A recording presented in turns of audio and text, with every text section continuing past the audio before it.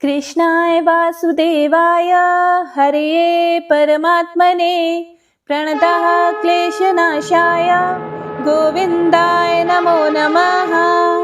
हरे कृष्णा। संगीता धर्म सागर में आप सभी भक्तों का दिल से स्वागत है।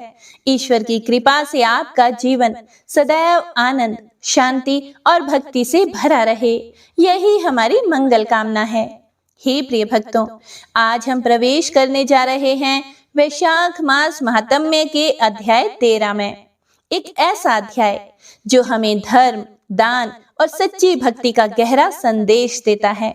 वैशाख मास को शास्त्रों में अत्यंत पुण्यदायी कहा गया है और इस मास में किया गया छोटा सा भी पुण्य कर्म, जैसे अन्नदान, जलदान या सेवा, मनुष्य के जीवन को बदलने की शक्ति रखता है। हे प्रिय भक्तों, आज की इस कथा में हम सबसे पहले सुनेंगे भगवान श्री गणेश जी से जुड़ी एक अद्भुत कथा और इसके बाद हम सुनेंगे एक ऐसी करुण और शिक्षाप्रद कथा जिसमें अन्नदान ना करने के कारण एक व्यक्ति को पिशाच योनि का दुख भोगना पड़ा। यह कथा हमें यह सिखाती है कि जीवन में कभी भी भूखे प्यासे को खाली हाथ नहीं लौटाना चाहिए, क्योंकि यही छोटे छोटे पुण्य कर्म हमारे भविष्य का निर्माण करते हैं। और हे प्रिय भक्तों, इसके आगे हम श्रवण करेंगे भगवान श्री कृष्ण के एक परम भक्त की सुंदर और चमत्कारी कथा, जिसमें यह दर्शाया गया है कि जब भक्त सच्चे प्रेम और विश्वास से भगवान को पुकारता है तो भगवान स्वयं उसके कार्य को पूर्ण करने के लिए किसी न किसी रूप में अवश्य आते हैं। इसके साथ ही हम सुनेंगे पापनाशक स्तोत्र, जिसके श्रवण और जप से मनुष्य के समस्त पापों का नाश होता है और जीवन में शुद्धता आती है। और अंत में गजेंद्र मोक्ष स्तोत्र और कृष्ण चालीसा का पाठ, जिससे भक्ति, शांति और परम कृपा की प्राप्ति होती है। तो आइए मन को एकाग्र करके भक्ति और श्रद्धा के साथ भगवान का स्मरण करते हुए इस पावन कथा का श्रवण प्रारंभ करते हैं। तो प्रेम से बोलिए श्री हरि विष्णु भगवान की जय। जय श्री गणेश। प्राचीन समय की बात है। माधोपुर गांव में एक गरीब ब्राह्मण रहता था। वह ब्राह्मण भगवान श्री गणेश का बहुत बड़ा भक्त था। वह प्रतिदिन सच्चे मन से भगवान श्री गणेश की पूजा अर्चना किया करता था और लोगों का ऐसा मानना था कि ब्राह्मण पर भगवान श्री गणेश की बड़ी कृपा है, क्योंकि वह ब्राह्मण जिसे भी आशीर्वाद देता था उसकी मनोकामना पूरी हो जाती थी। पर लोग आशीर्वाद लेकर चले तो जाते थे, उनकी मनोकामनाएं भी पूरी हो जाती थी, पर कोई भी ब्राह्मण को बदले में मदद नहीं करता था। सभी को बस अपने काम पूरे करने होते थे। सभी यह भी जानते थे कि ब्राह्मण गरीब है, लेकिन कोई सहायता नहीं करता था। हर कोई अपने लाभ तक सीमित था। एक दिन एक किसान ब्राह्मण के पास आया और बोला कि हे ब्राह्मण महाराज, आपने मुझे आशीर्वाद दिया कि इस वर्ष मेरी बेटी का विवाह हो जाएगा और आपके दिए हुए आशीर्वाद से मेरी पुत्री का विवाह बहुत ही अच्छे घर में संपन्न हो गया। मैं तो बस इतना जानता हूँ कि यह सब आपके आशीर्वाद से ही हुआ है। फिर ब्राह्मण बोला, आशीर्वाद देने वाले तो स्वयं भगवान श्री गणेश जी हैं, उन्हें धन्यवाद कीजिए। उनके आशीर्वाद से ही तुम्हारे सभी काम पूरे हुए हैं। फिर किसान बोला कि हाँ, यह तो है, आपके ऊपर गणेश जी की बहुत बड़ी कृपा है, तभी तो आपका आशीर्वाद फलदायी हुआ है। अच्छा, तो अब मैं चलता हूँ। जय गणपति बप्पा। ऐसा बोलकर किसान चुपचाप वहां से चला गया। ब्राह्मण की पत्नी उसे इस बात के लिए बहुत टोकती थी कि बस देखा ना, चले गए बिना कुछ दिए। तुम भी ना, अरे तुम्हें कहना तो चाहिए था कि तुम्हारा इतना समय ले लिया, तुमसे पूजा पाठ भी करवा ली और बीच में भी तुम्हें जमीन की पूजन के लिए बुलाया था, पर कोई भी एक फूटी कोड़ी देने को तैयार नहीं होता। मुफ्त में पूजा पाठ के लिए सब तैयार रहते हैं। अरे ऐसे कैसे चलेगा? हमारे घर का गुजारा ऐसे कैसे चलेगा? अगर तुम भोलेपन और सीधेपन में ऐसे ही लोगों का भला करते गए तो हम तो गरीबी में ही जी रहे हैं। आपके गणपति जी आपकी मदद कब करेंगे? प्रतिदिन इतनी पूजा पाठ करते हो, गणेश जी को भी तो सोचना चाहिए कि उनका भक्त कितनी गरीबी में रहता है। पत्नी और आगे बोली कि देखो जी, तुम काम की तलाश में आज ही किसी बड़े नगर में चले जाओ, नहीं तो मैं अपने मायके चली जाऊंगी।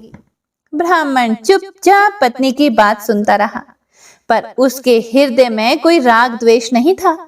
उसने मन ही मन कहा कि शायद यह भी गणेश जी की कोई लीला है, जो मुझे कहीं नई दिशा दिखाने ले जा रही है।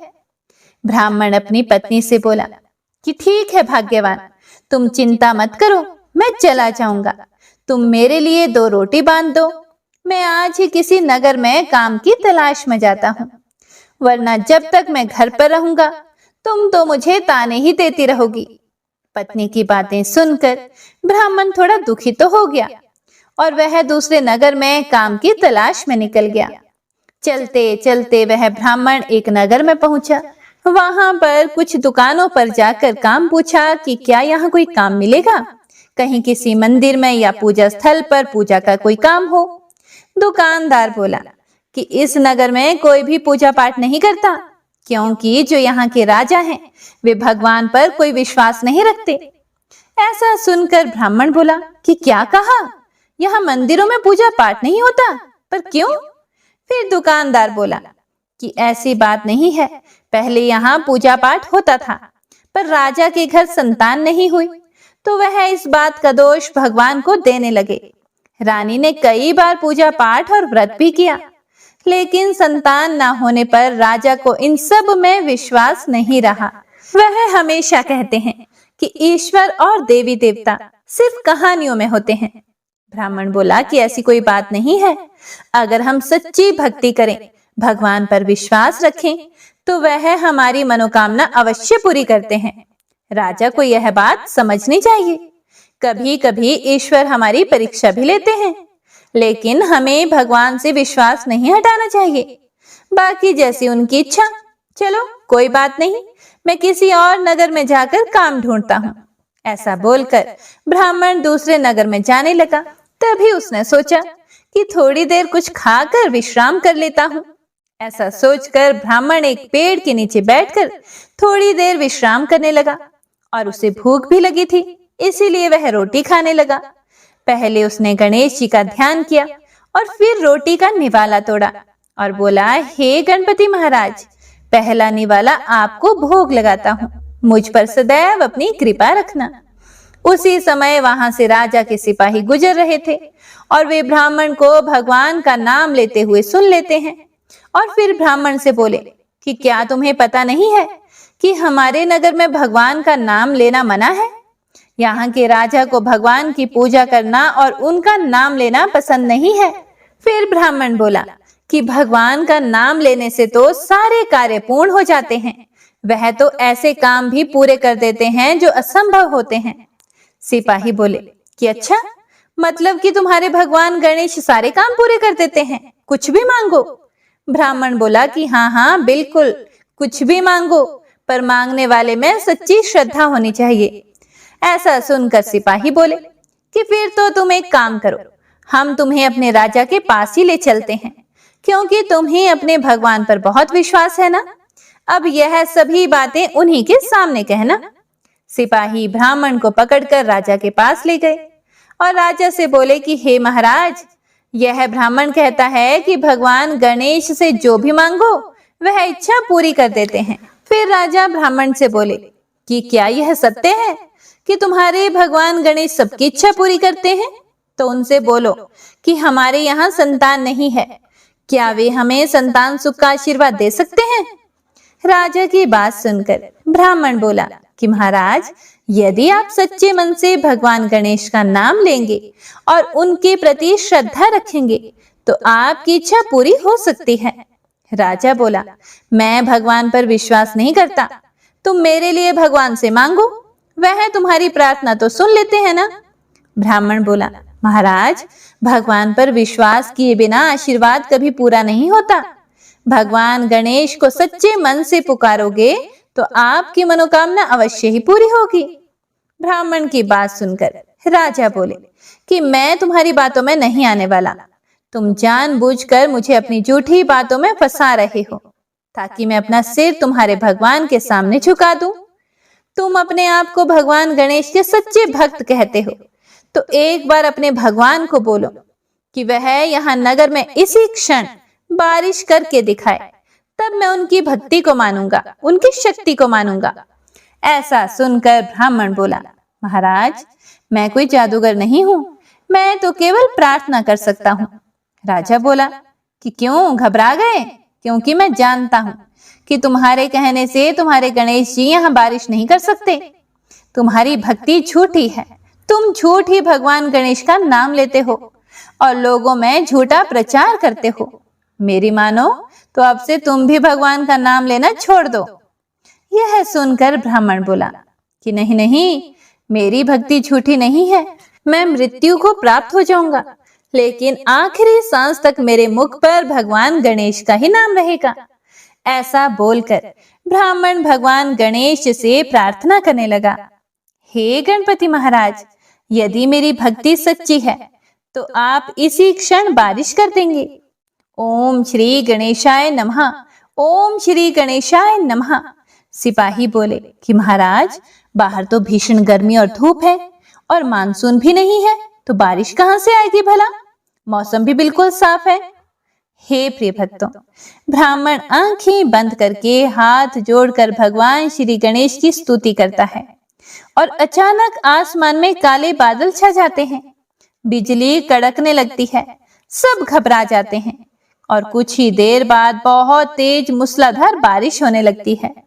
सभी नगरवासी खुशी से झूम उठते हैं कि उनको इतनी गर्मी में बारिश के आने से राहत मिल गई। राजा भी भगवान गणेश की शक्ति को और ब्राह्मण की भक्ति को उस दिन पहचान जाता है और ब्राह्मण से बोलता है कि हे ब्राह्मण देवता, आप तो धन्य हैं, आप भगवान गणेश के सच्चे भक्त हैं, आपकी भक्ति भी सच्ची है। अब से मैं भगवान श्री गणेश की स्तुति करूंगा। इस नगर में अब भगवान गणेश सहित सभी देवी देवताओं की पूजा होगी। हे गणपति महाराज, मुझे क्षमा कर देना, मुझसे बहुत बड़ी गलती हो गई है। हे प्रभु, मैं आपकी शक्ति को पहचान नहीं पाया, लेकिन अब इस ब्राह्मण देवता ने मेरी आंखें खोल दी है, मुझे नास्तिक से आस्तिक बना दिया है। हे गणेश भगवान, मेरी प्रार्थना सुनिए, मुझ पर कृपा कीजिए, मेरे घर भी बच्चे की किलकारी गूंजे, मैं बस यही प्रार्थना करता हूँ। ब्राह्मण बोला, हे महाराज, भगवान गणेश अपने भक्तों की पुकार जरूर सुनते हैं, देखना एक दिन आपकी इच्छा अवश्य पूरी होगी। रानी भी गणेश भगवान से प्रार्थना करती है, हे गणपति भगवान, हमारी प्रार्थना स्वीकार कीजिए, आज महाराज भी आपको सच्चे मन से याद कर रहे हैं। और रानी बोली कि हे ब्राह्मण देवता, आपका बहुत बहुत धन्यवाद, आपने हमारे जीवन में खुशियां ला दी। फिर ब्राह्मण बोला, हे महारानी, यह सब तो भगवान श्री गणेश की कृपा है, उन्हीं के आशीर्वाद से अब आपके जीवन में खुशियों के दिन आएंगे। और हे महाराज, अब मुझे आज्ञा दीजिए, मुझे काम की तलाश में किसी और नगर में जाना है। राजा बोले कि नहीं ब्राह्मण देवता, अब आपको मैं कहीं नहीं जाने दूंगा, अब आप हमारे नगर में ही रहेंगे, मेरे महल के मंदिर की देखभाल आप ही करेंगे, आप अपने परिवार को भी यहीं बुला लीजिए, अब मैं आपको कहीं नहीं जाने दूंगा। राजा की बातें सुनकर ब्राह्मण बहुत खुश हुआ और मन ही मन भगवान गणेश को धन्यवाद दिया। हे प्रिय भक्तों, ब्राह्मण की गणेश भक्ति जीत गई। राजा के महल में बने मंदिर में अब वह ब्राह्मण ही सेवा करने लगा और वह अपनी पत्नी और बच्चों को भी वहीं ले आया और भगवान श्री गणेश के आशीर्वाद से उसके जीवन में भी खुशियां आ गई। और कुछ समय के बाद रानी भी मां बन गई। राजा की खुशी का ठिकाना नहीं था। उस दिन से नगर में भगवान श्री गणेश के साथ साथ अन्य सभी देवी देवताओं की भी पूजा होने लगी। हे विघ्नहर्ता श्री गणेश महाराज, जैसे आपने उस ब्राह्मण की लाज रखी, वैसे ही हम सब भक्तों की भी रक्षा करना। जो इस कथा को श्रवण करता है, उसके जीवन से विघ्न मिट जाते हैं और गणेश कृपा सदा बनी रहती है। जय श्री गणेश। ओम नमः शिवाय। तो आइए मन में गौरी पुत्र गणेश और अपने कुलिष्ट देवी देवताओं का ध्यान करते हुए वैशाख मास महात्म्य का रसपान करते हैं। पिछले अध्याय में हमने राजा हेमांग के कर्मों की गति का विवरण सुना था। आज इस अध्याय में हम वैशाख मास में अन्न जल दान का महत्व एक पिशाच की कथा से सुनेंगे। तो आइए शुरू करते हैं। श्री नारद जी बोले, मिथिलापुरी का धर्मात्मा राजा श्रुति कीर्ति इस अद्भुत चरित्र को देखकर हाथ जोड़कर सुखपूर्वक बैठे हुए ब्राह्मण से कहने लगा, हे महात्मन, मैंने यह बड़ा ही अद्भुत तथा आश्चर्यमय चरित्र सुना है, जिनके धर्म के प्रताप से इक्ष्वाकु वंशीय राजा हेमांग को मोक्ष प्राप्ति हो गई। इस धर्म को विस्तार से कृपा कर मुझे सुनाइए। राजा के प्रश्न को सुनकर महात्मा श्रुतदेव धन्य है, ऐसा कहकर राजा की प्रशंसा करते हुए बोले, शुभ भागवत धर्म का वर्णन मैं आपके सामने करता हूँ। इनको जान लेने से प्राणी सांसारिक जन्म आदि बंधनों से छूट जाता है।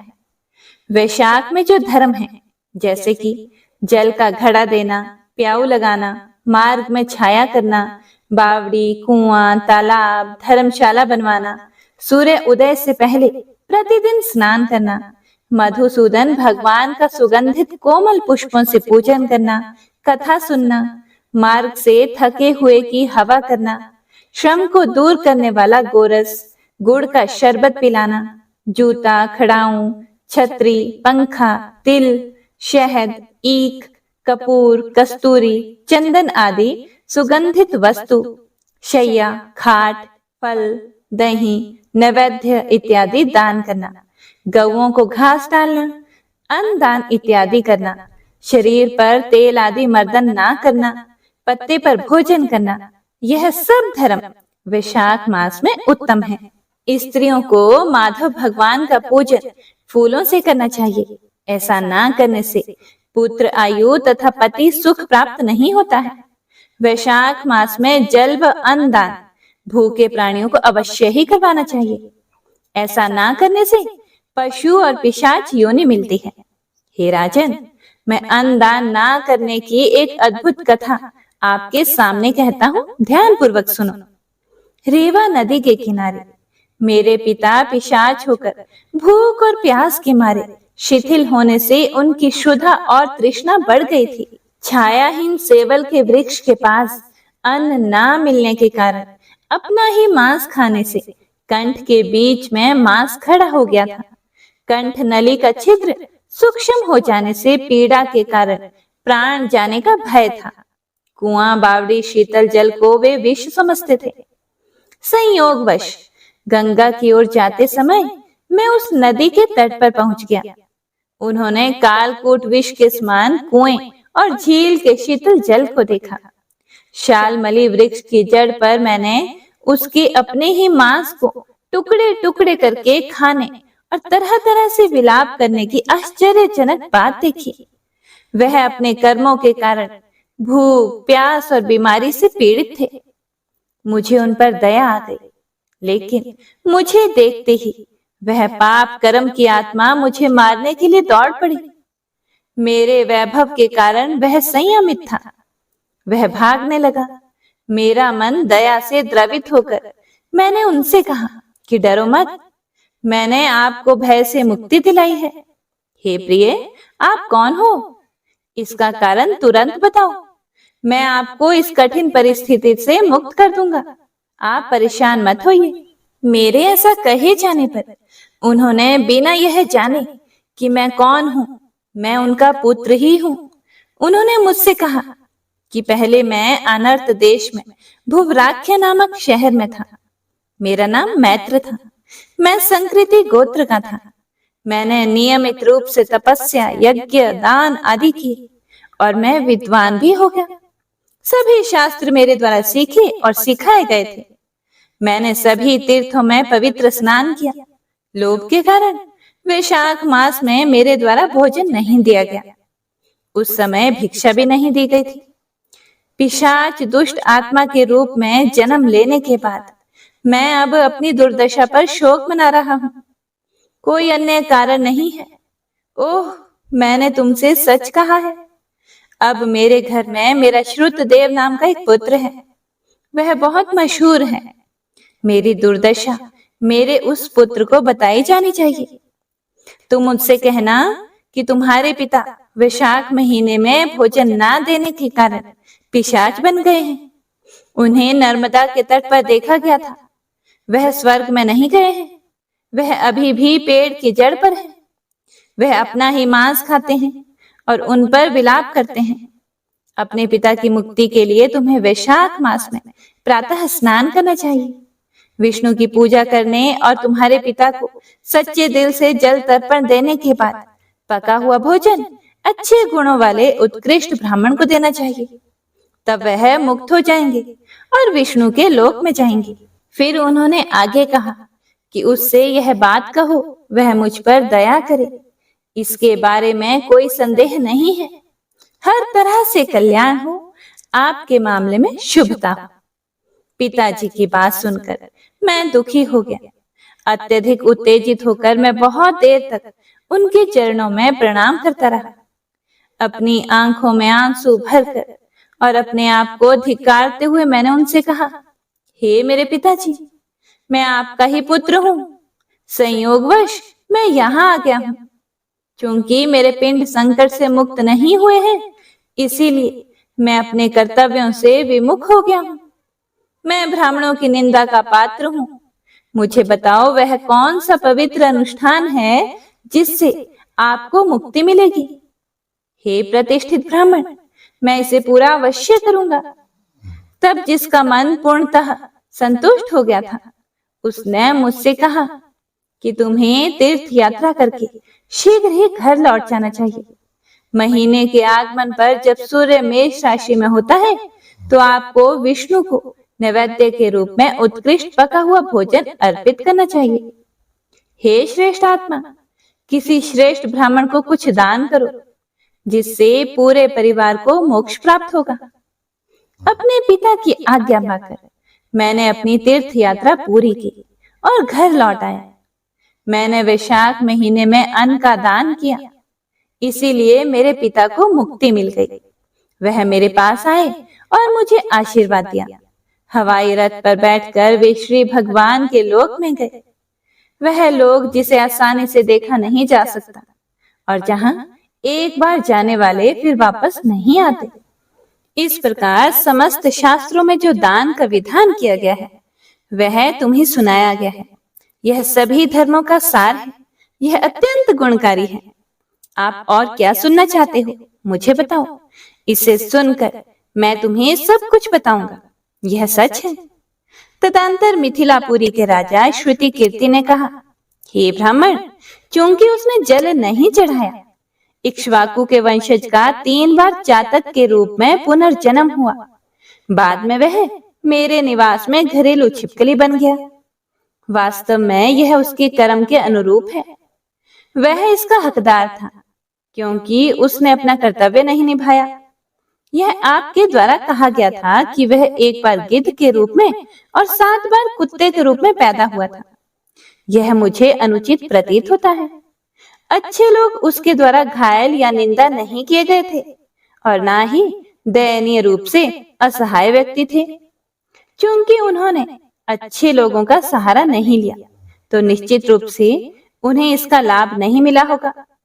वास्तव में उसका कृत्य दूसरों को परेशान करने जैसा नहीं था, क्योंकि उसने उन्हें कोई नुकसान नहीं पहुंचाया था। फिर बिना किसी कारण के निमन गर्भ में उसका जन्म कैसे हुआ? मैं आपका शिष्य भी हूँ और प्रिय भी।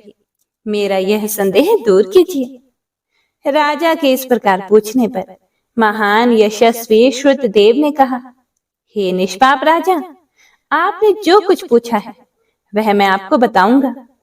यही बात शिव ने कैलाश के शिखर पर पार्वती माता को बताई थी। सब लोगों की रचना करके उनकी आमुष्मिक और ऐहिक 2 प्रकार की स्थिति बनाई। आमुष्मिक मतलब दूसरे लोगों का निवासी और ऐहिक मतलब अस्थाई या लौकिक। हे महाभागे, जल सेवा, अन्न सेवा और औषधि सेवा, यह तीनों ऐहिक इस लोक में स्थिति के हेतु हैं। साधु सेवा, विष्णु सेवा और धर्म सेवा, यह तीनों परलोक की स्थिति के हेतु हैं। ऐहिक हेतुओं का करना तत्काल धन संपत्ति देता है। अप्रिय बातें कहना भी दुख का हेतु होता है। यहाँ एक पुराना इतिहास वर्णन करते हैं जो ऐसा पाप नाशक और अद्भुत है जिसके सुनने से रोमांच आता है। पूर्व में कुलपिता दक्ष ने स्वयं को यज्ञ के लिए दीक्षित किया था। वह भगवान शिव को आमंत्रित करने के लिए कैलाश पर गए। उन्हें देखकर, उन्हीं की भलाई सोचकर भगवान शिव जी ने उठकर उनका आदर नहीं किया। शिव जी ने इस प्रकार सोचा कि मैं संपूर्ण देवताओं का गुरु हूँ। स्वामी को सेवक को देखकर नहीं उठना चाहिए, पति को अपनी पत्नी के लिए नहीं उठना चाहिए और गुरु को अपने शिष्य के लिए खड़ा नहीं होना चाहिए। यदि स्वामी तथा अन्य वरिष्ठ स्नेह के अतिरेक से नौकरों तथा दूसरों को देखकर उठ जाते हैं तो उन लोगों की आयु, धन, यश तथा संतान तुरंत ही नष्ट हो जाते हैं। इसीलिए मैं खड़ा नहीं होऊंगा, क्योंकि मेरे ससुर जी मुझे अति प्रिय हैं। इस प्रकार दक्ष के कल्याण को ध्यान में रखते हुए भगवान अपने स्थान से बिल्कुल भी नहीं हिले। यह देखकर कि शिव उठे नहीं, प्रजापति क्रोधित हो गए और अनेक प्रकार से वह महादेव जी की निंदा करने लगे कि ऐसा अहंकारी जिसका धन केवल एक बूढ़ा बैल है, कपाल की हड्डी धारण करते हैं, शमशान में घर है, सांपों के आभूषण धारण कर रखे हैं, संग में रात दिन भूत प्रेत पिशाच ऐसे ऐसे दुर्जन रहते हैं। दुरात्मा नारद ने मुझे गलत तरीके से उस पर विश्वास करने के लिए प्रेरित किया था। उनके आग्रह करके मैंने अपनी पुत्री सती उन्हें दे दी थी। वह भी एक अलग धर्म का पालन करने वाली बन गई है। वह उसके घर में सुख से रहे, मैं इसे कभी नहीं सह सकता। मेरी पुत्री से भी अब मुझे कोई प्रयोजन नहीं। ऐसे विमूढ़ आत्मा दक्ष ने उमा और शिव को आमंत्रित ही नहीं किया और अनेकों प्रकार के कुवाक्य कहकर चला गया। उसके बाद यज्ञ स्थान में जाकर संत और मुनियों को संग में लेकर विधि पूर्वक यज्ञ करने लगा और शंकर जी की निंदा करता रहा। ब्रह्मा और विष्णु को छोड़कर सभी देवता वहां पहुंचे। सिद्ध, चारण, गंधर्व, यक्ष, राक्षस और किन्नर भी वहां आए। तब सती की इच्छा अपने रिश्तेदारों से मिलने की और वह उत्सव देखने की हुई। स्त्रियां तो भाव की चंचल होती हैं। महादेव जी के मना करने पर भी उन्होंने जाने की मन में ठान ली। महादेव जी बोले कि हे प्रिय, वह सभा में मेरी निंदा करता है जो आपसे सहा नहीं जाएगा और निश्चित ही निंदा सुनकर आप अपने शरीर का ही त्याग कर देंगी। इसीलिए आप अपने पिता के घर मत जाओ, वहां जाने से आपका कल्याण नहीं होगा। इस प्रकार समझाने पर भी सती नहीं रुकी। सती घर से अकेली ही पैदल निकल पड़ी। उन्हें जाता देखकर नंदी बैल ने भी चुपचाप देवी को अपनी पीठ पर उठा लिया। तब महादेव जी के करोड़ों भूतों के समूह ने सती माता के पीछे चल दिए। सती जी महलों में होती हुई किसी के ना बोलने पर उदास होकर महादेव जी की बात याद करके यज्ञ मंडप पर पहुंची। वहां पर भी दक्ष प्रजापति और सभा के सब लोगों को अपनी तरफ देखकर किसी के ना बोलने पर सती जी वहीं खड़ी होकर रुद्र की आहुति तक पिता की चेष्टा देखती रही। जब दक्ष ने रुद्र को छोड़कर बाकी सभी के लिए आहुति दी तो सती आंखों में आंसू भर के बहुत दुखी होकर बोली, बड़ों का अपमान करने से कल्याण नहीं होता है। तुमने रुद्र की आहुति नहीं दी है। यह जितने भी ऋषि मुनि महात्मा यहाँ इकट्ठे हुए हैं, इन्होंने भी तुम्हारी दुष्ट बुद्धि दूर नहीं की। विधाता इनके भी विमुख ज्ञात होता है। सती की ऐसी बातें कहने पर पूषा देवता मुख फाड़ हंसने लगा। शुक्राचार्य जी दाढ़ी और मूंछ फड़फड़ाने लगे। बहुत से भुजा, पांव और कक्षाओं को फड़फड़ाने लगे और दक्ष निंदा करने लगा। उनकी बातों और पति की निंदा को सुनने का प्रायश्चित करने के लिए क्रोध से लाल होकर शरीर त्याग करने का विचार करके सबके देखते ही देखते सती होम की अग्नि में गिर पड़ी। सती के अग्नि में गिरते ही वहां हाहाकार मच गया।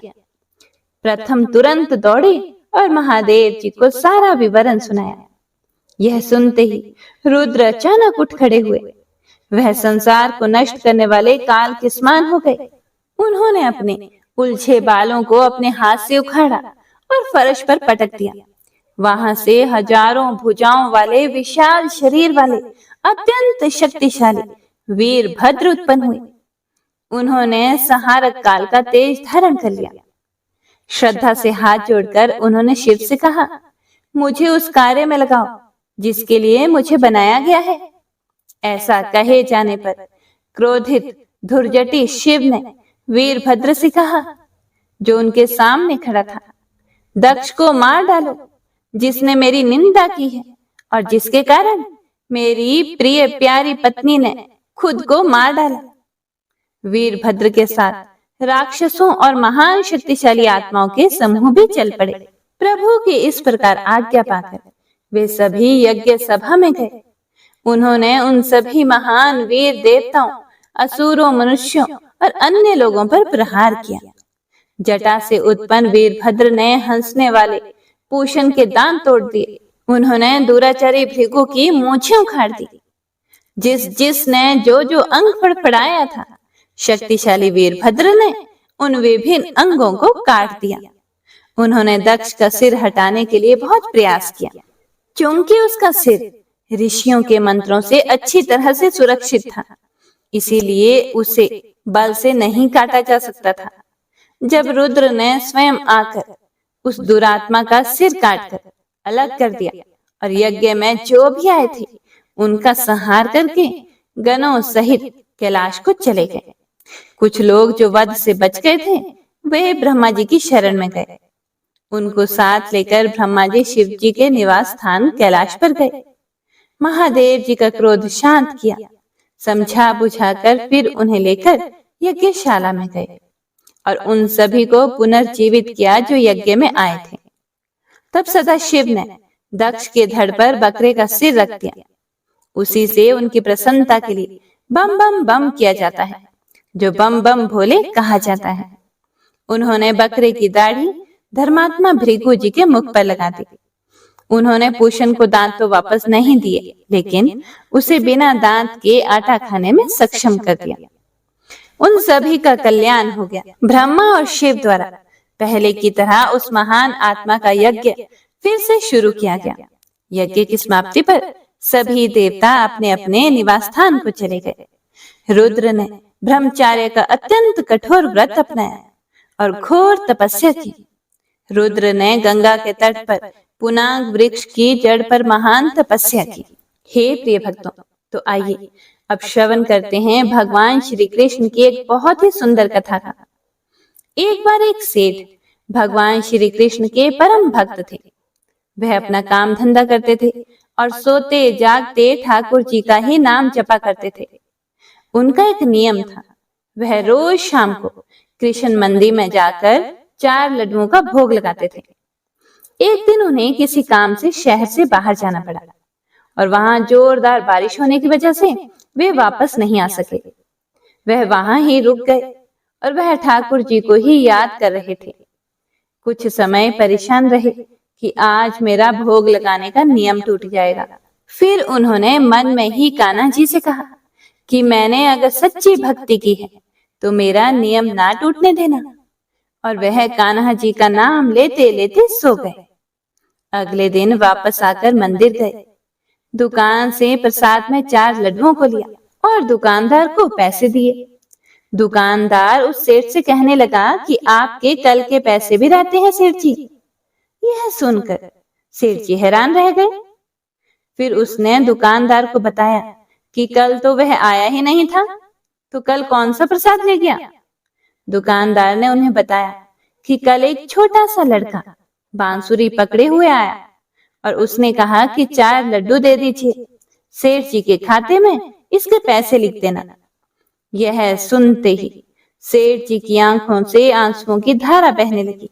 उसे याद आया कि उसने कल मन में कान्हा जी को याद किया था और उनसे कहा था कि ठाकुर जी मैं तो नहीं आ सकता, पर आप तो किसी को भोग लेने भेज ही सकते हैं। दुकानदार ने पूछा, सेठ जी क्या हुआ? सेठ जी ने उस दुकानदार को सारा प्रसंग सुनाया। तो दुकानदार सेठ जी के पैरों में गिर पड़ा कि आपकी सच्ची भक्ति के कारण मुझे ठाकुर जी के दर्शन हुए। ठाकुर जी ऐसे ही हैं, जो उनकी सच्ची भक्ति करता है उसके काम संवारने ठाकुर जी स्वयं आ जाते हैं। तभी तो कहते हैं, प्रबल प्रेम के पाले पड़कर हरि का नियम बदलते देखा, जिनकी केवल कृपा दृष्टि से सकल सृष्टि को पलते देखा। तो प्रेम से बोलिए, जय श्री हरि विष्णु, हर हर महादेव, हरे कृष्णा। पाप नाशक स्तोत्र के बारे में महात्मा पुष्कर कहते हैं कि मनुष्य चित्त की मलिनतावश चोरी, हत्या, पर स्त्री गमन आदि विभिन्न पाप करता है, पर जब मन कुछ शुद्ध होता है तब उसे इन पापों से मुक्ति की इच्छा होती है। उस समय भगवान नारायण की दिव्य स्तुति करने से समस्त पापों का प्रायश्चित पूर्ण होता है। इसीलिए इस दिव्य स्तोत्र का नाम समस्त पाप नाशक स्तोत्र है। तो आइए पूरे प्रसन्नचित मन से इसे श्रवण करते हैं। पुष्कर जी बोले, सर्वव्यापी विष्णु को सदा नमस्कार है, श्री हरि विष्णु को नमस्कार है।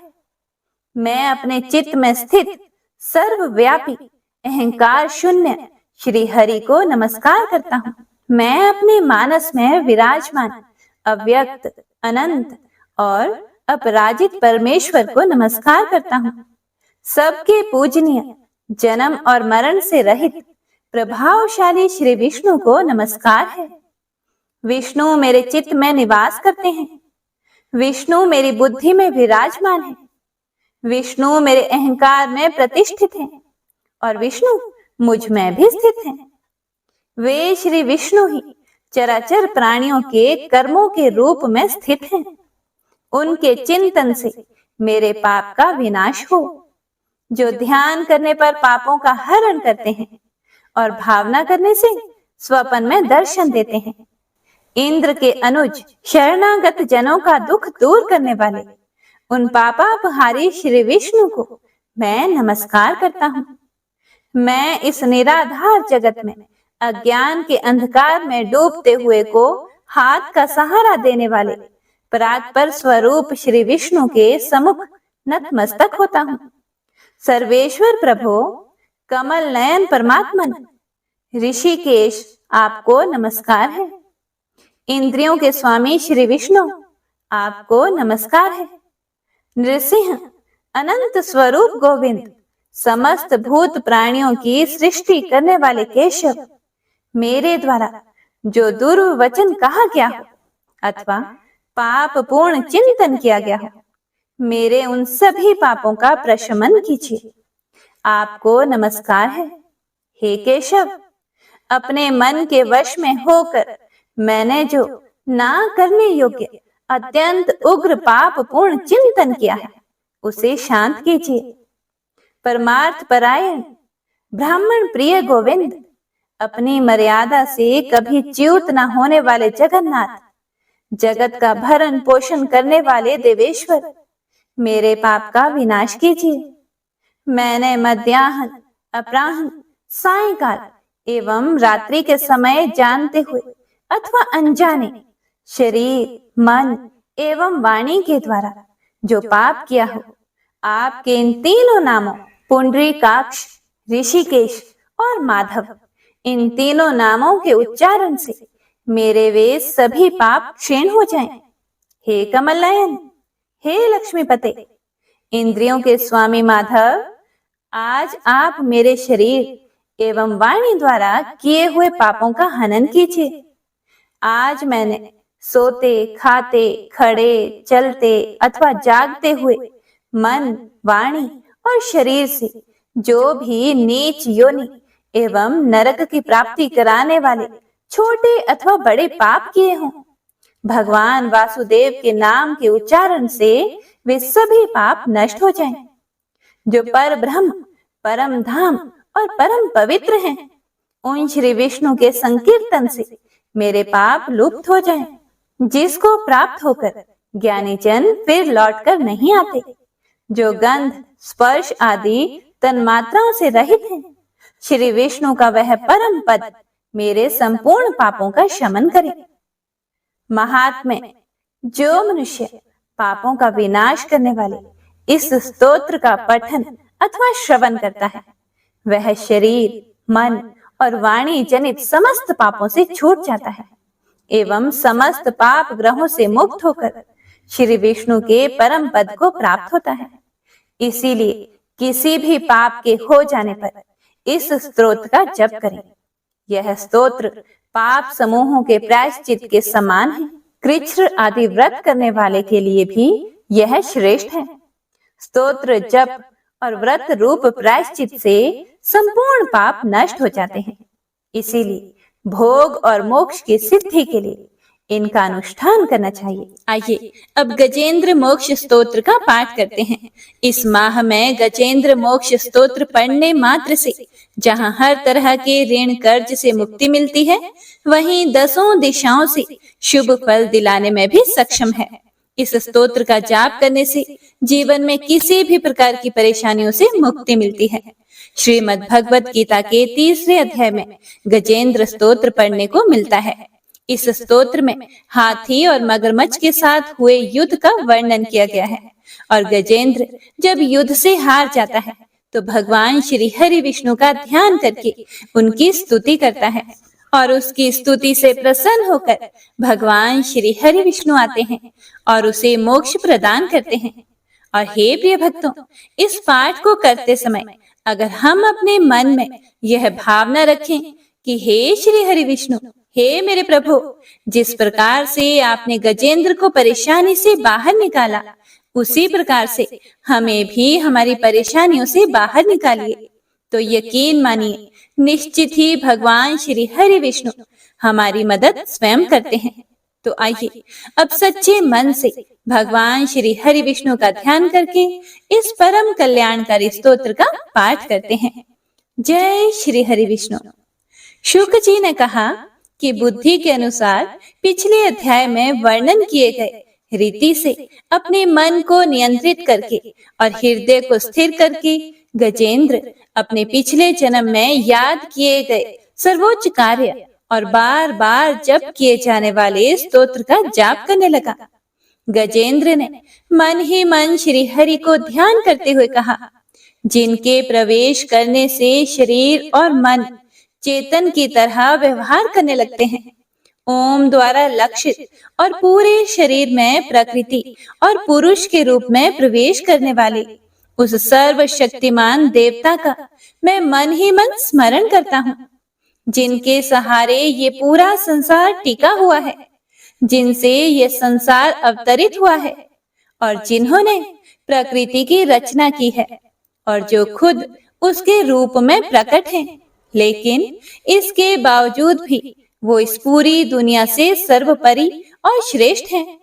ऐसे अपने आप और बिना किसी कारण के भगवान की मैं शरण में जाता हूँ और अपने संकल्प शक्ति के बल पर अपने ही स्वरूप में रचित और सृष्टि काल में प्रकट एवं प्रलय में अप्रकट रहने वाले इस शास्त्र प्रसिद्धि प्राप्त कार्य कारण रूपी संसार को, जो बिना कुंठित दृष्टि के साक्ष्य रूप में देखते रहने पर भी लिप्त नहीं होते, चक्षु आदि प्रकाशकों के परम प्रकाशक प्रभु, आप मेरी रक्षा करें। बीतते गए समय के साथ तीनों लोकों और ब्रह्मादि लोकपालों के पंचभूत में प्रवेश कर जाने पर और पंचभूतों से लेकर महत्वपूर्ण सभी कारणों के उनकी परम करुणा स्वरूप प्रकृति में मगन हो जाने पर उस समय दुर्गेय और घोर अंधकार रूपेण प्रकृति ही बच रही थी। उस अंधकार से परे अपने परम धाम में जो सर्वव्यापी भगवान सभी दिशाओं में प्रकाशित होते रहते हैं, वो भगवान मेरी रक्षा करें। विभिन्न नाट्य रूपों में अभिनय करने वाले और उस अभिनेता के वास्तविक स्वरूप को जिस प्रकार से साधारण लोग भी नहीं जान पाते, उसी तरह से सत्व प्रधान देवता और महर्षि भी जिनके स्वरूप को नहीं जान पाते, ऐसे में कोई साधारण प्राणी उनका वर्णन कैसे कर सकता है। ऐसे दुर्गम चरित्र वाले भगवान मेरी रक्षा करें। अनेकों शक्ति से मुक्त, सभी प्राणियों को आत्म बुद्धि प्रदान करने वाले, सबके बिना कारण हित और अतिशय साधु स्वभाव ऋषि मुनिजन, जिनके परम स्वरूप को देखने की इच्छा के साथ वन में रहकर अखंड ब्रह्मचर्य तमाम अलौकिक व्रतों को नियमों के अनुसार पालन करते हैं, ऐसे प्रभु ही मेरी गति हैं। वह जिनका हमारी तरह ना तो जन्म होता है और ना जिनके द्वारा अहंकार प्रेरित कर्म ही होते हैं, जिनके निर्गुण स्वरूप का ना कोई नाम है और ना ही कोई रूप है, इसके बावजूद भी समय के साथ इस संसार की सृष्टि और प्रलय के लिए अपनी इच्छा से अपने जन्म को स्वीकार करते हैं। उन अनंत शक्ति संपन्न परम ब्रह्म परमेश्वर को मेरा नमस्कार है। उन प्राकृत आकार रहित और अनेक रूप वाले अद्भुत भगवान को मेरा बारंबार नमस्कार है। स्वयं प्रकाशित सभी साक्ष्य परमेश्वर को मेरा शत शत नमन है। वैसे देव जो मन, वाणी और चित्त वृत्तियों से परे हैं, उन्हें मेरा बारंबार नमस्कार है। विवेक से परिपूर्ण पुरुष के द्वारा सभी सत्व गुणों से परिपूर्ण, निवृत्ति धर्म के आचरण से मिलने योग्य और मोक्ष सुख की अनुभूति रूपी भगवान को मेरा नमस्कार है। सत्व गुणों को स्वीकार करके शांत, रजोगुण को स्वीकार करके घोर और तमोगुण को अपनाकर मूढ़ से प्रतीत होने वाले, भेद रहित अतएव सदा संभाव से स्थित ज्ञान धन प्रभु को मेरा नमस्कार है। शरीर, इंद्रिय आदि के समुदाय रूप सभी पिंडों के ज्ञाता, सबके स्वामी और साक्षी स्वरूप प्रभु को मेरा बारंबार नमस्कार है। सबके अंतर्यामी, प्रकृति के भी परम कारण लेकिन स्वयं कारण रहित भगवान को मेरा शत शत नमस्कार है। सभी इंद्रियों और सभी विषयों के जानकार, सभी प्रतीतियों के कारण रूप संपूर्ण जड़ प्रपंच और सबकी मूलभूता अविद्या के द्वारा सूचित होने वाले और सभी विषयों में अविद्या रूप से भासने वाले भगवान को मेरा नमस्कार है। सबके कारण लेकिन स्वयं कारण रहित तथा कारण होने पर भी परिणाम रहित होने की वजह से अन्य कारणों से भी विलक्षण कारण आपको मेरा बारंबार नमस्कार है। सभी वेदों और शास्त्रों के परम तात्पर्य, मोक्ष रूपी और श्रेष्ठ पुरुषों की परम गति देवता को मेरा नमस्कार है। वह जो त्रिगुण रूपों में छिपी हुई ज्ञान रूपी अग्नि है, वैसे गुणों में हलचल होने पर जिनके मन में संसार को रचने की वृत्ति उत्पन्न हो उठती हो और जो आत्मा तत्व की भावना के द्वारा विधि निषेध रूप शास्त्र से भी ऊपर उठे हों, जो महाज्ञानी महात्माओं में स्वयं प्रकाशित हो रहे हैं, ऐसे भगवान को मेरा नमस्कार है। मेरे जैसे शरणागत पशु के समान जीवों की अविद्या रूप फांसी को पूर्ण रूप से काट देने वाले परम दयालु और दया करने में कभी भी आलस्य नहीं करने वाले भगवान को मेरा नमस्कार है। अपने अंश से सभी जीवों के मन में अंतर्यामी रूप से प्रकट होने वाले सर्वनियंता अनंत परमात्मा आपको मेरा नमस्कार है। जो शरीर, पुत्र, मित्र, घर और संपत्ति सहित कुटुंबियों में अशक्त लोगों के द्वारा कठिनाई से मिलते हों और मुक्त पुरुषों के द्वारा अपने हृदय में निरंतर चिंतित ज्ञान स्वरूप सर्व समर्थ परमेश्वर को मेरा नमस्कार है।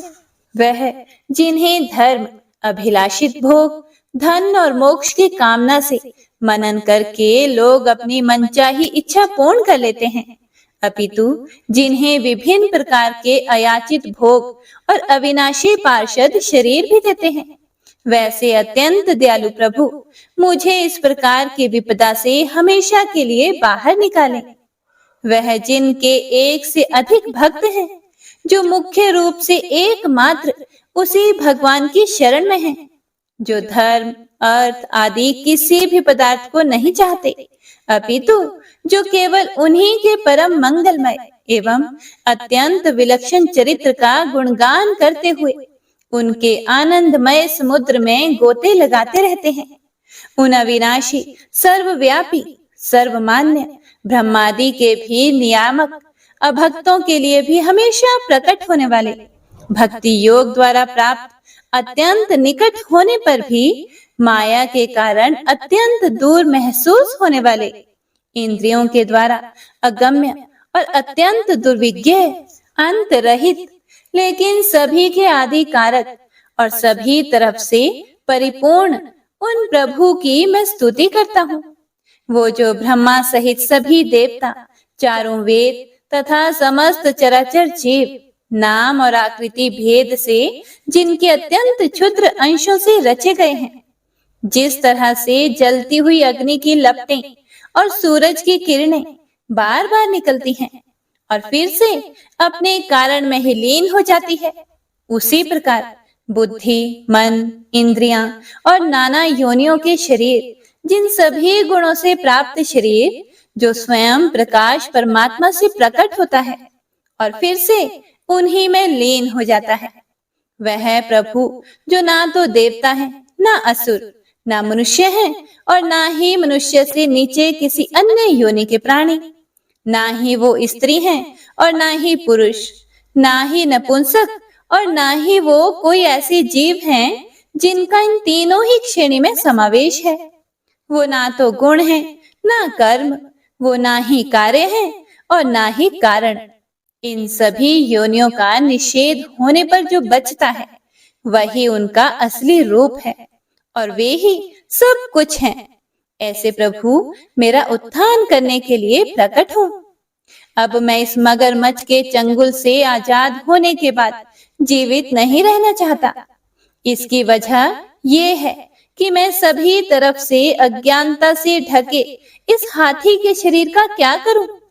मैं आत्मा के प्रकाश से ढक देने वाले अज्ञानता से युक्त इस हाथी के शरीर से मुक्त होना चाहता हूँ, जिसका काल क्रम से अपने नाश नहीं होता, बल्कि ईश्वर की दया और ज्ञान से उदय हो पाता है। इस प्रकार से मोक्ष के लिए लालायित संसार के रचयिता स्वयं संसार के रूप में प्रकट, लेकिन संसार से परे, संसार में एक खिलौने की भांति खेलने वाले, संसार में आत्म रूप से व्याप्त अजन्मा, सर्वव्यापी एवं प्रापत्य वस्तुओं में सर्वश्रेष्ठ श्री हरि का केवल स्मरण करता हूँ और उनकी शरण में जाता हूँ, जिन्होंने भगवत भक्ति रूपी योग के द्वारा कर्मों को जला डाला है, जिन्हें समस्त योगी ऋषि अपने योग के द्वारा अपने शुद्ध हृदय में प्रकट देखते हैं। उन योगेश्वर भगवान को मेरा नमस्कार है। वह जिनके तिगुणे शक्तियों का राग, रूप, वेग और असह्य है, जो सभी इंद्रियों के विषय रूप में मौजूद हैं। वह जिनकी इंद्रियां समस्त विषयों में ही बसी रहती है।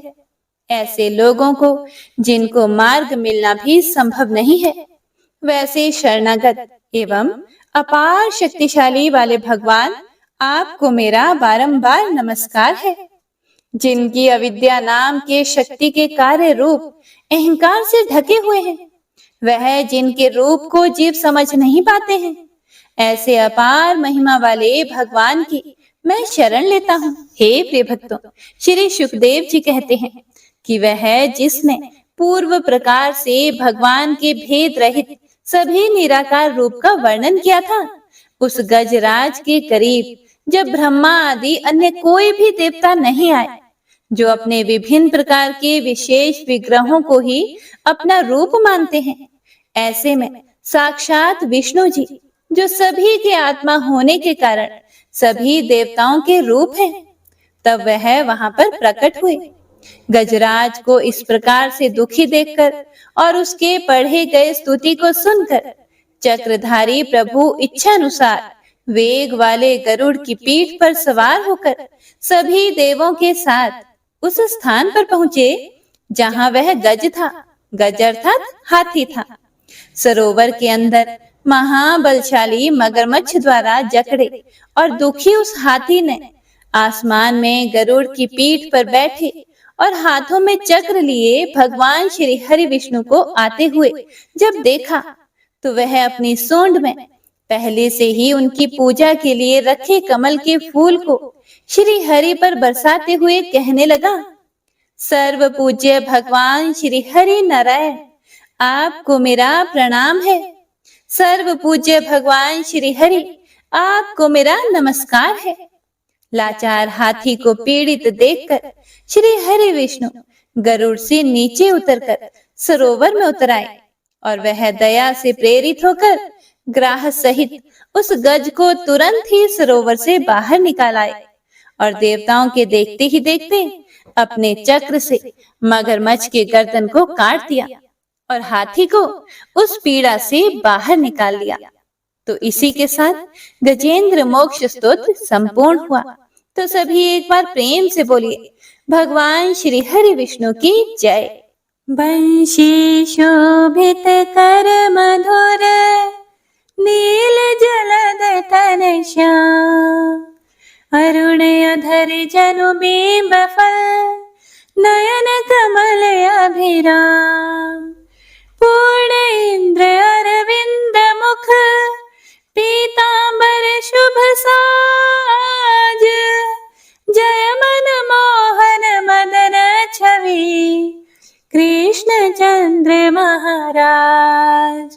जय यदुनंदन जय जगवंदन, जय वसुदेव देवकी नंदन, जय यशोदासुत नंद दुलारे, जय प्रभु भक्तन के दृग तारे, जय नट नागर नागन थैया कृष्ण कन्हैया धेनु चरैया, पुनि नख पर प्रभु गिरिवर धारो, आओ दीनन कष्ट निवारो, वंशी मधुरे अधर धर तेरे, होवे पूर्ण मनोरथ मेरी, आओ हरि पुनि माखन चाखो, आज लाज भारत की राखो, गोल कपोल चिबुक करुणारे, मृदु मुस्कान मोहिनी डारे, रंजित राजीव नयन विशाला, मोर मुकुट वैजंती माला, कुंडल श्रवण पीत पटाछे, कटि किंकणी काछन काछे, नील जलज सुंदर तनु सोहे, छवि लख सुर नर मुनि मन मोहे, मस्तक तिलक अलक घुंघराले, आओ कृष्ण बांसुरी वाले, करि पय पान पूत नहीं तार्यो, अका बका का सुर मार्यो, मधुवन जलत अग्नि जब ज्वाला, भय शीतल लखि तहि नंद लाला, सुरपति जब ब्रज चढ़े और साई, मोसर धार वारी वर्षाई, लगत लगत ब्रज चहन बहायो, गोवर्धन नख धारी बचायो, लखी यशोदा मन ब्रह्म अधिकाई, मुख मह 14 भुवन दिखाई, दुष्ट कंस अति उधम मचायो, कोटि कमल जब फूल मंगायो, नाथी काली यही तब तुम लीन है, चरण चिन्ह दई निर्भय कीन है, करि गोपिन संग रास विलासा, सबकी पूर्ण करी अभिलाषा, केतिक महासुर संहार्यो, कंस ही केस पकड़ी दई मार्यो, मात पिता की बंदी छुड़ाई, उग्रसेन कहा राज दिलाई, मही से मृतक चाहो सुतलायो, मातु देव की शोक मिटायो, भौमासुर मुरे दैत्य सहारी, लाए शत दश सहस कुमारी, दई भी नहीं तृण चीर सहारा, जरा सिंधु राक्षस कह मारा, असुर बकासुर आदिक मार्यो, भक्तन के तब कष्ट निवार्यो, दीन सुदामा के दुख टार्यो, तंदुल 3 मूठ मुख डार्यो, प्रेम के साग विदुर घर मांगे, दुर्योधन के मेवा त्यागे, लखी प्रेम की महिमा भारी, ऐसे श्याम दीन हितकारी। भारत के पारथ रथ हाके, लिए चक्र करे नहीं बलता के। निज गीता के ज्ञान सुनाए, भक्तन हृदय सुधा वर्षाए। मीरा थी ऐसी मतवाली, विष पी गई बजा कर ताली। राणा भेजा सांप पिटारी, शालिग्राम बने बनवारी। निज माया तुम विधि दिखायो, उरते संश सकल मिटायो। तब शत निंदा करि तत्काला, जीवन मुक्त भयो शिशुपाला। जब ही द्रौपदी टेर लगाई, दीनानाथ लाज अब जाई। तुरत ही वसन बने नंदलाला, बढ़े चीर भई अरि मोह काला। असनाथ के नाथ कन्हैया, डूबत भंवर बचावत नैया। सुंदर दास आसुर धारी, दया दृष्टि कीजे बनवारी। नाथ सकल मम कुमति निवारो, क्षमहु बेगी अपराध हमारो। खोलो पट अब दर्शन दीजिए, बोलो कृष्ण कन्हैया की जय। बोलो कृष्ण कन्हैया की जय। बोलो कृष्ण कन्हैया की जय। यह चालीसा कृष्ण का पाठ करे उरधारी, अष्ट सिद्धि नवनिधि फल लहे पदारथ चारी। जय श्री कृष्ण।